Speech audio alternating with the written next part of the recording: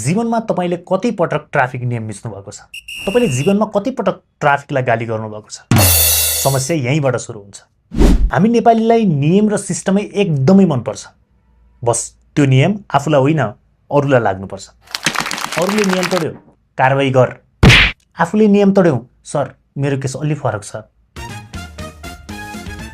बाटोमा कसरी ओभरटेक गरेर अगाडि गयो भने स्पिडमा छ भने हामी के भन्छौँ? मर्न हतार भएको होला यसलाई, यसको त लाइसेन्स नै खारेज गरिदिनुपर्छ। अनि भोलिपल्ट आफै अफिस जाँदाखेरि लेन क्रस गरेर लेन मिचेर अगाडि उछिनिहाल्छौँ। ट्राफिकले सिटी फुकेर सोध्छ सर किन? त्यहाँ सुरु हुन्छ नेपालीको खतरनाक अभिनय। सर म त्यस्तो मान्छे होइन कि सर, म आज एकदमै हतार भएर सर, मेरो घर यहीँ हो सर, म त्यस्तो मान्छे होइन सर, प्लिज सर सबै थाहा छ मलाई सर, सरी के सर, म त्यस्तो मान्छे होइन सर। अरूको हतार अपराध हो, आफ्नो अपराध हतार।